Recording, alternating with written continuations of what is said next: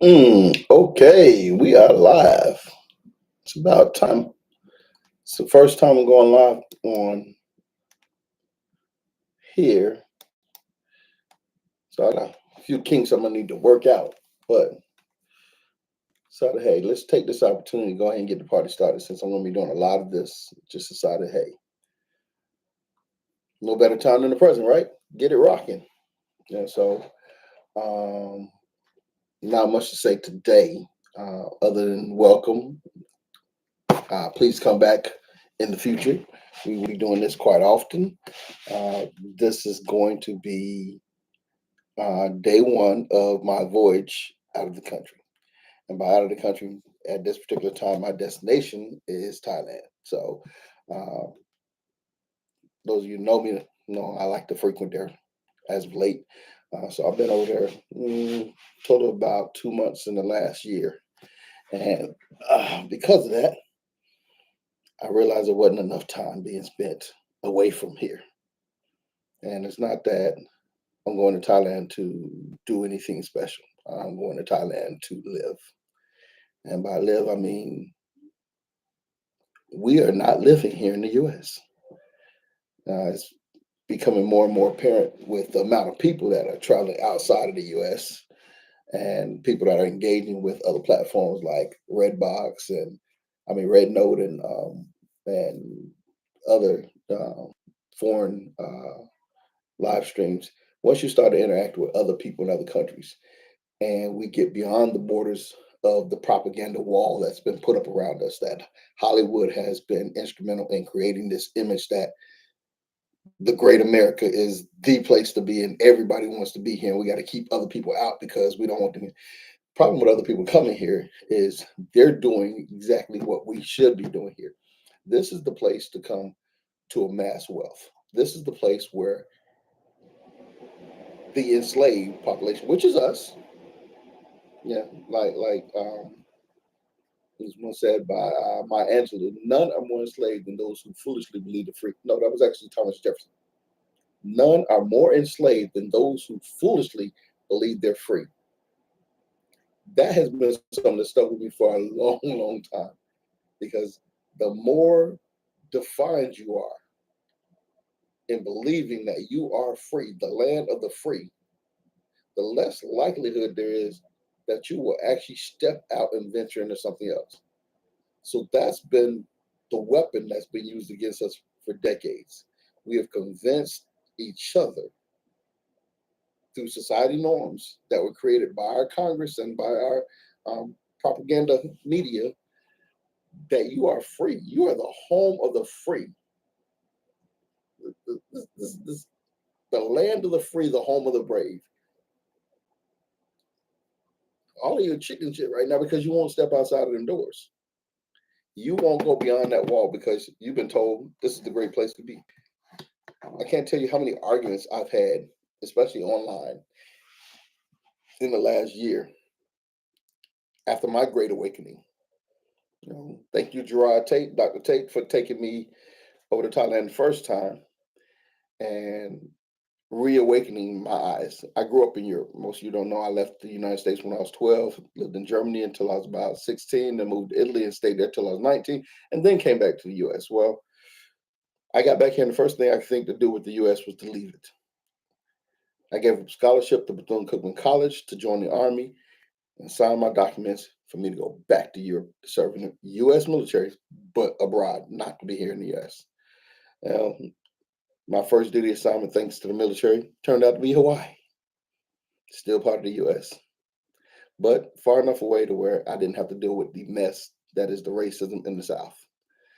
Um, but my second duty station was right back here in my home where I'm at right now today, Savannah, Georgia. So it wasn't long before that I realized the military wasn't going to get me the answer I was looking for. So I jumped out of the military, happened to be dating somebody that was living in Portland. I moved to Portland for a while. And being far enough away from the South, it was relaxing. Being in a relationship, it was enticing. And I got into the whole 9 to 5, go to work, come home, have the family life, because she had 2 kids and everything was hunky dory. Everything was wonderful. Well, when that relationship and ran its course, and I left there. I ended up moving back here to the South. And then immediately I jumped on Homeland Security and started touring all over the nation, federalized all the airports around the nation. And I spent about a year and a half out on the road, just going airport to airport. And finally I settled back in Atlanta, bought my first home there. And I spent about 4 years there. Still same BS. Go to work, come home, go to work, come home, go to work, come home. Making decent money, but not enough vacation time. And then the holidays were really sucked up because when you were at Homeland Security, when everybody else is traveling, that's when you're home working. Mandatory off days. I mean, mandatory work days on your off days. But that wasn't fulfilling, so I walked away from that. And I started into entrepreneurship. And that's when I found freedom. Now, the freedom came at a cost. Because either you enslave yourself to somebody's paycheck or you don't really have a lot of resources at your fingertips anymore. But I'll tell you one thing, I was happy. I wasn't wealthy, but I was happy. But slowly but surely, that keeping up with the Joneses mentality sucked me back into the workforce. I wanted to have a car. I wanted to have a house. I wanted to have this. I wanted to have that. Little by little, I went from being a contractor to being a part-time employee to being a full-time employee to being a director of a program, a director of a department. And it's like, how did I get sucked back in? Now, being so worried about freedom, I forgot about happiness. We know from our Constitution that happiness is something you can pursue that you'll never actually have.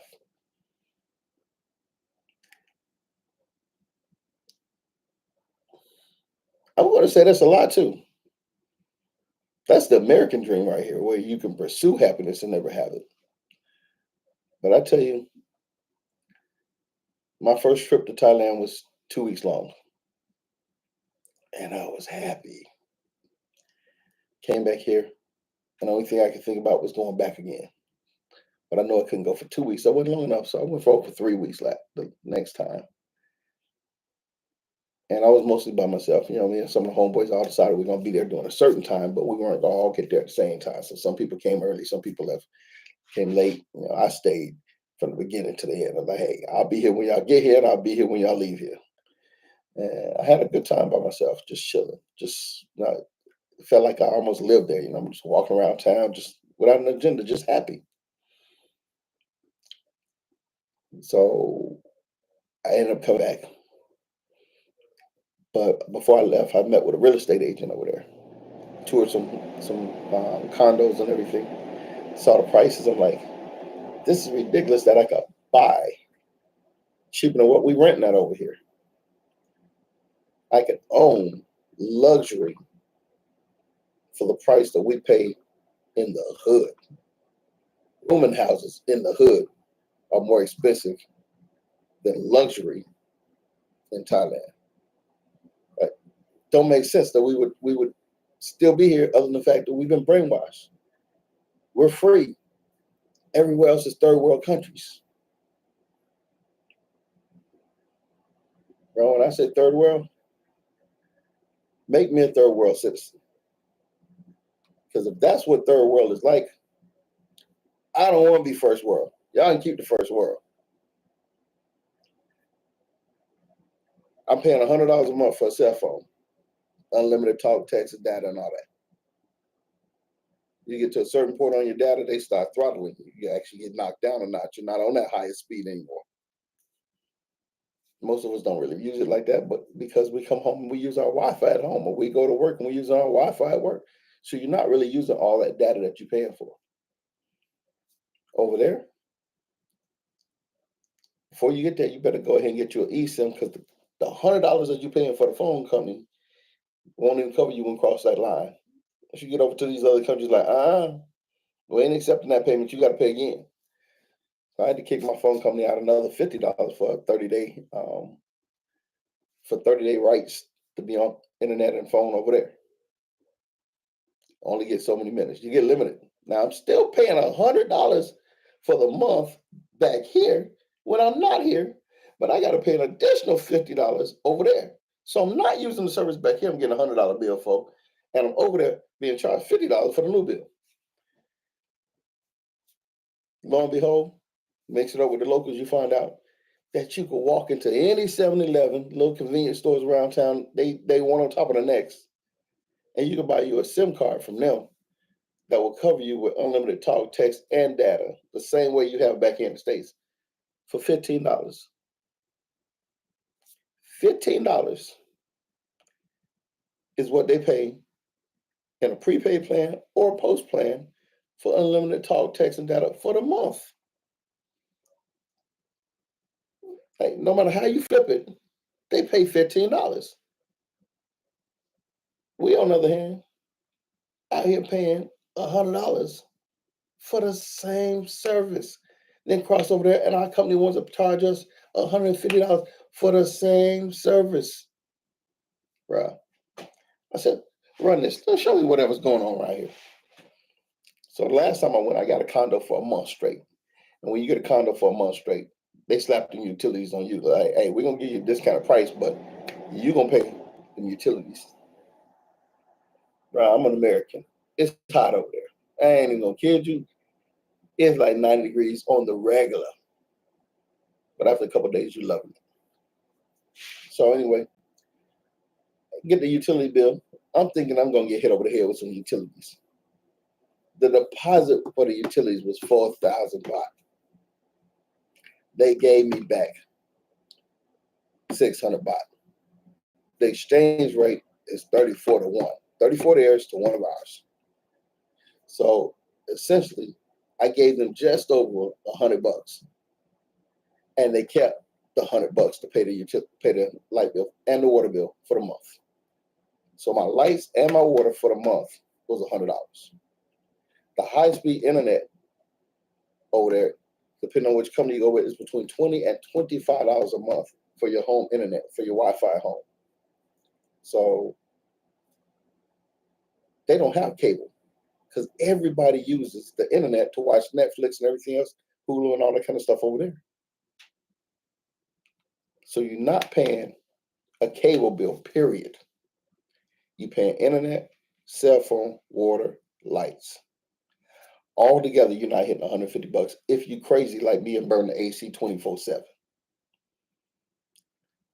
So you're telling me that my top utility bills combined, cell phone, water, lights, internet, and electricity, all combined, I'm paying $150. I guarantee you right now, some of y'all got a $300 light bill, a $400 light bill. I done seen them $700, $800 light bills come through. But not over there. 3-bedroom house, your light bill gonna be about $100. Anyway, so I started working with the real estate agents on buying some stuff. And some great deals. I mean, pre-built condos that you can get your hand on before they even finish the construction, 50,000 baht. I mean, $50,000. You got something that's already built, ready to go, move-in ready and everything. And when I say move-in ready, all of the real estate over there, correction, let me put that about 95% of the real estate is furnished. You don't bring no furniture. They got the TVs on the wall. They got the beds in there. Heck, most of them come with the sheets and the towels. Pots, pans, dishes. Yeah, most of that stuff is all included in move in with your apartments over there. You don't worry about pretty much anything but your underwear. Bring your underwear and your clothes. That's it. You're good to go on everything else. So I decided to back down off of the buying deal because I wasn't sure exactly where I want to live at. You know, I realized that, yeah, I've been to Thailand 3 times. I love it in Thailand. But I looked over in Cambodia and saw that they had brand new, just finished condos in the capital city, downtown, for between $7,000 and $10,000. You telling me I can buy a condo for between $7,000 and $10,000, furnished, ready to roll, and own it? Own my condo in a foreign country. Ain't no go through hooping up. No. Bring cash, buy your condo, ride out. $7,000 to $10,000 to own property in Cambodia. And you are centrally located between Vietnam on one side, Thailand on the other side. So you can shoot over to either one of them anytime you want to.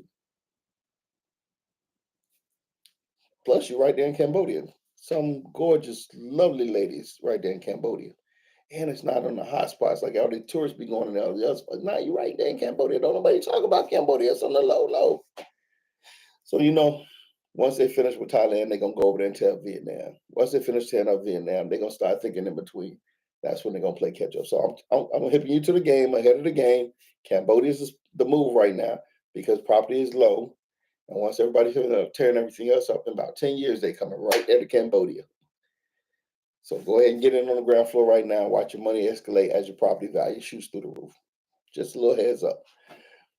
But in doing so, researching all this stuff, when I realized that I know a little, but I don't know everything yet. And until I get there, I'm not going to know. So instead of buying and locking myself into something, I backed down and decided to start renting. And when I started looking around at rentals, I started noticing different levels of stuff. Like, you don't know until you talk to the locals that most of the Thai citizens only make about $500 a month.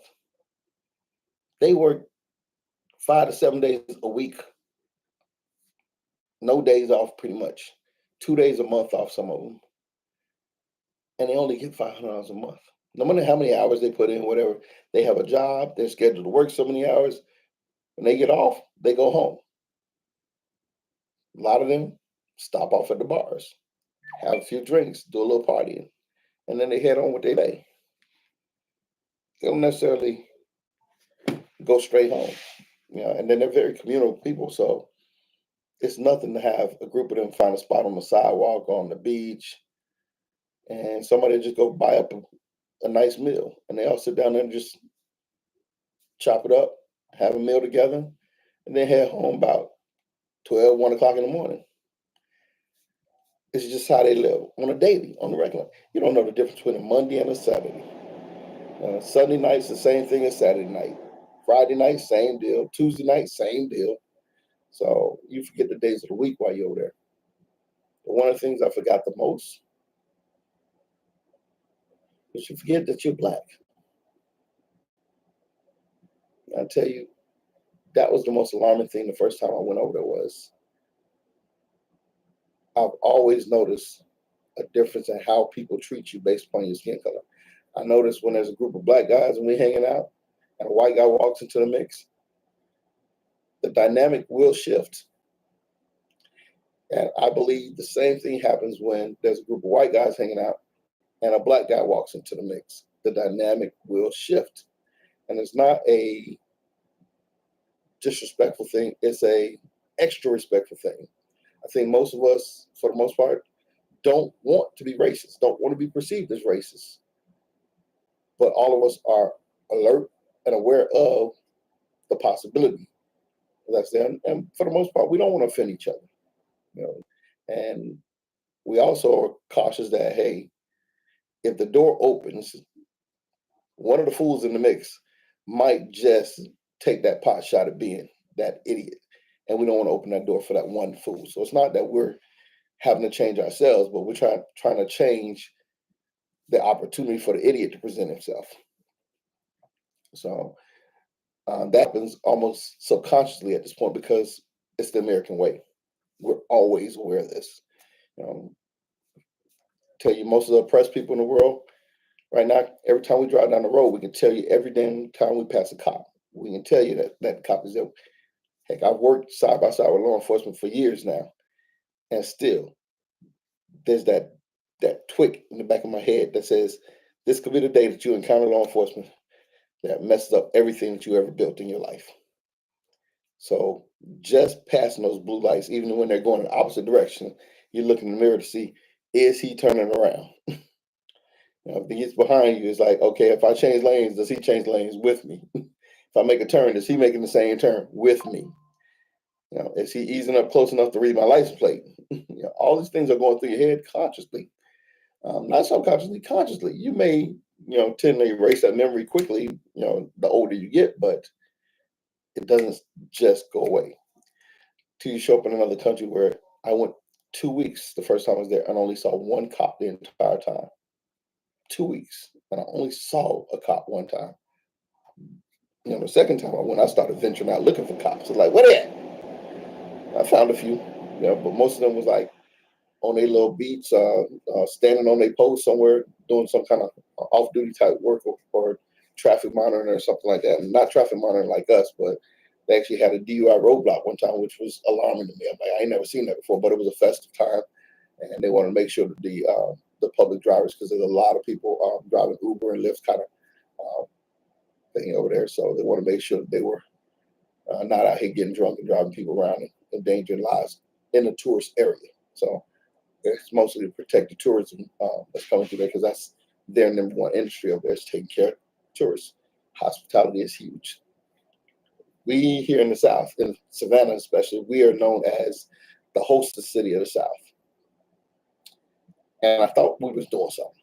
I really did. I was always proud of, when I was working in the tourist market here, when people would come through and say, y'all are so nice, this is a wonderful place, people here are so sweet and everything. I was always proud of that. Till I went there and realized we ain't hitting on nothing. The whole country is built on hospitality. The whole country seems to have taken hospitality classes. Everywhere you go, they are nice. It is so nice there till it's freaking alarming. I tell you, my first week, I spent the entire time waiting to get hit over the head. Like, somebody gonna sneak up on me. This is a setup. Ain't no way on earth that these people are this doggone nice, and I ain't paying nobody. Ain't nobody on payroll over here. I ain't doing nothing. I don't know how in the world you got a hotel with 20 people working the first floor. You got 6 people helping people get in and out of cars, and only like 2 people coming at a time. You got 4 girls working the lobby, and only 1 person sitting in the lobby. Then you got people at the reception desk waiting on customers to possibly show up. They stepping on top of each other. Everybody getting paid. They stepping on top of each other just to be present, not even to work. Ain't no work to do. But that's how they stack things up. Now, I didn't see no incidents when I was there, but the condos and the hotels and everything got 5 security guards 24/7, all out there working and monitoring the situation, making sure everything is on point. Everybody getting paid. But everybody's respectful and loving. They talk about crime rate is actually 15% higher than the United States. I don't know where that's at. Because I've been to the tourist traps, I've been to the capital city, and I went out to the rural areas. I ain't seeing this crime they talking about. But let me tell you about the rural areas. Oh my goodness. You got to the rural areas and you expect to see tents. Now, I'm not gonna say you don't have 5-star accommodations everywhere. That's not true. I did not see anybody sleeping on no dirt floors. I ain't seen none of that. But the imaginative living is left to the individual. It's not about what you do or how you do it. It's about that's what's as they say a lot over there. It's up to you. That's the key phrase of it. Up to you. You do you. You like it, I love it. So with that kind of mentality, people are open to do whatever they want to do and live however they want to live. And with that said, you can't imagine how happy people are with their own creation. If I decide I want to put a mud hut on my land and live in a mud hut, ain't nobody coming to my house and tell me, no, you can't do that. That's your house. Do you? If I wanted to build a mini mansion on my property, ain't nobody coming to me and telling me that I can't do it. As long as it's in the boundaries of my land, that's me. Do you? Now, at the same time, Don't expect nobody to come and help you rebuild your house if you built a mud hut and the wind came and knocked it down. That's up to you. So um, it's different over there. It's way different. It's peaceful over there. Even in the rural areas, people are just so dang hospitable and nice. Uh, one of the cities I visited was Surin. Surin is about 8 hours from the tourist market, 6 hours from the capital market, um, up in the mountain area and everything like that. I think I was the only black man in town. Man, they got a pretty big city over there. You got Home Depot, and a big old shopping mall, and everything like that. You know, heck, they got an elephant sanctuary. They got all kind of stuff there. A couple of different schools, a university, hospitals, all kind of stuff. But nobody treated me like I was black. Nobody treated me like I was anything but a visitor. I went to the neighborhood where my girl grew up at, and they literally rolled out this big old platform. It was about 15 by 15 feet. They brought out, stuck it up under some of the shade trees out there, set about 2 feet off the ground.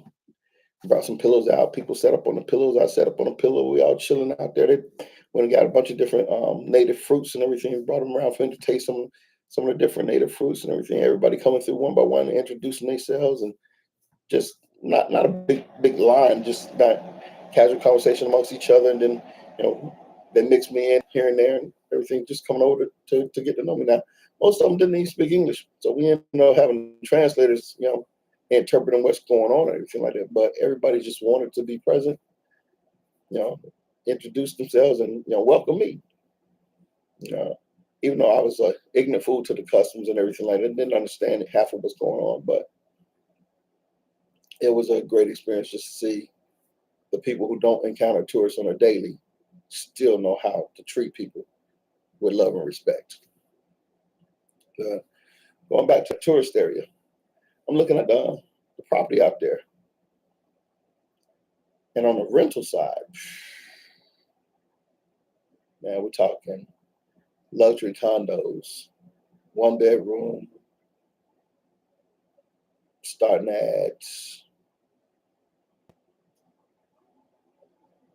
$200 a month, and working their way all the way up to about $600 a month for a 1 bedroom. Your 2 bedrooms are starting at about 450, 500, and working there all the way up to 1100, depending on what you're trying to do. But mostly for a condo, you're gonna pay anywhere from about 300 to about 700 for 1 or 2 bedrooms, and that's gonna get you luxury condos with the gym in the building, with the pool in the building, at least one gym, at least one pool, at least one common workspace, and then you're gonna have a common meeting area and everything that you can rent out or that you go borrow, set aside for like if you want to entertain guests. Because most of your condos, the living room is for immediate family. It's not really like a living room for you to entertain. 30 people come over to your house and chilling. Nah, um, their customs and lifestyle a little different. They have bars everywhere, and those are pretty much like your living room. So if you have some guests you want to hang out with, say, hey, meet me at such a spot. And when you get there, there's a hostess that will actually host your table. So they bring over the entertainment, whether it be Connect Four, setting up the pool tables for you, and you don't pay for all this other stuff. This stuff, other stuff just comes with it. Then you get one bill for the table at the end of the night, and the person is paid for by you buying them drinks. So they're sitting with you and entertaining you and everything like that, and you make sure you get them a few drinks, and their drink price is going to be a little different than your drink price because that's actually their salary.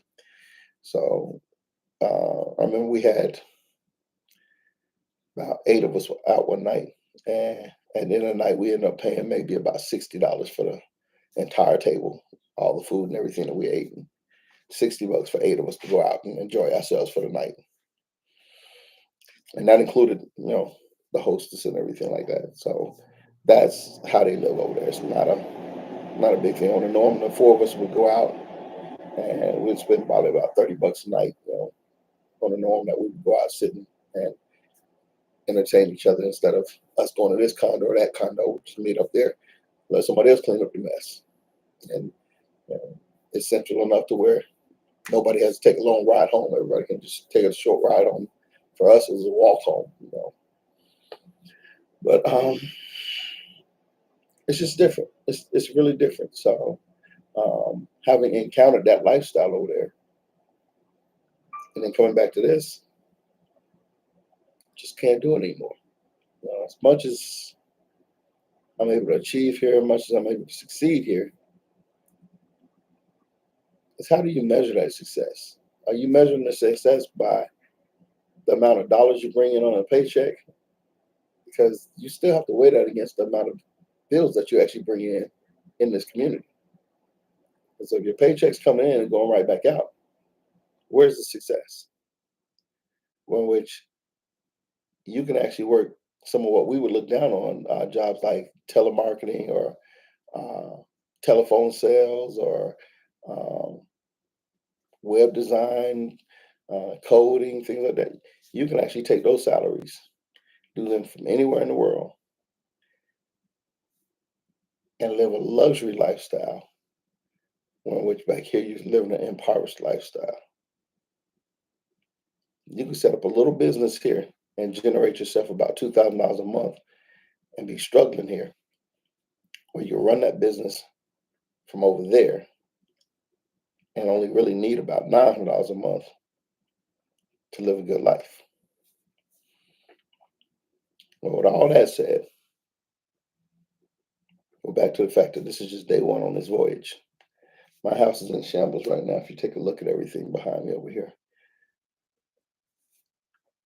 I'm boxing up out everything that I'm going to store, and I'm packing up everything that I'm going to take with me, and I'm throwing up the deuces. So I amassed a lot here. I had a storage unit I was paying $300 a month for. Got this apartment with rooms that I can't even get into because of all the stuff that's stacked up in here.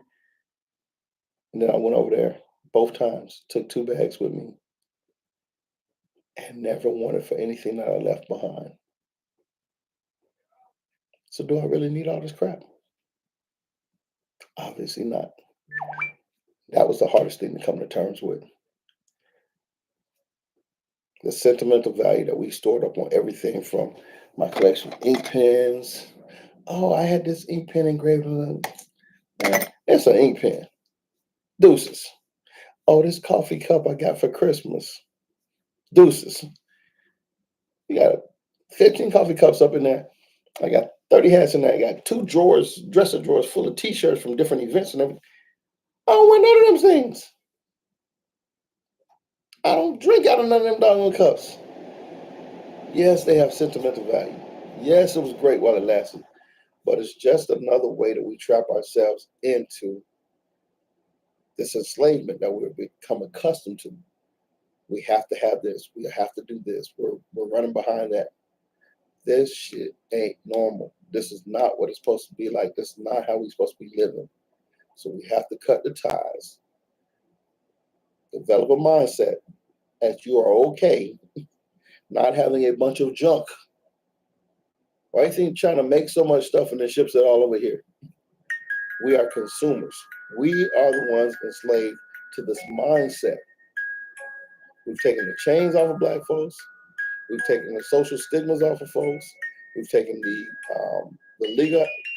legal separations off of folks.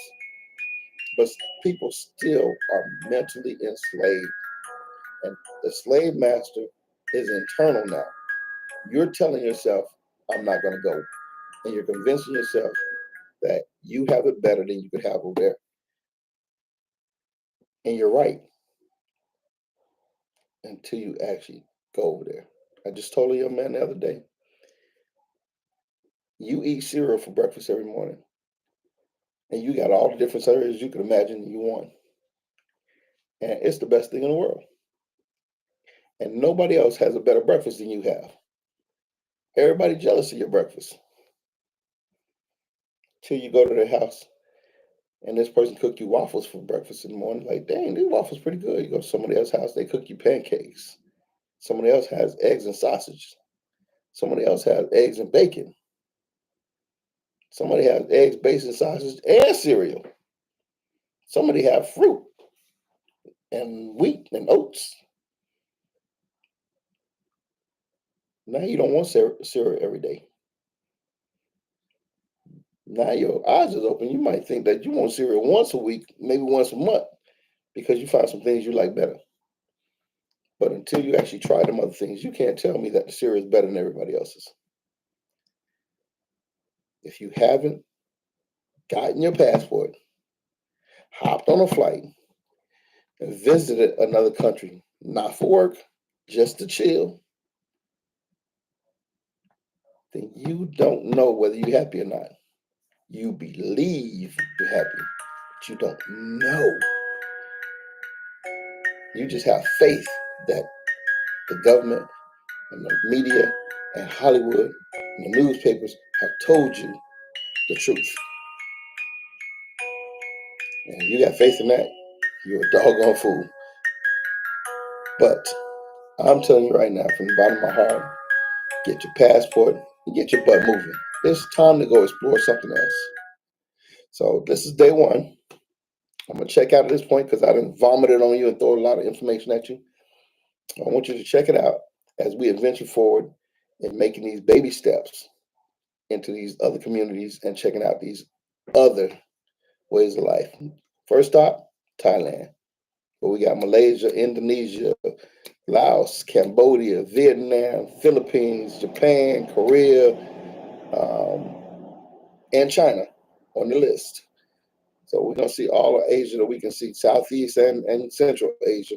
We're going to see all of that we can see. Even pop over to Bali and Mumbai, India. We'll be popping over there too. So stay tuned. I'll check in with you later. Thanks for visiting.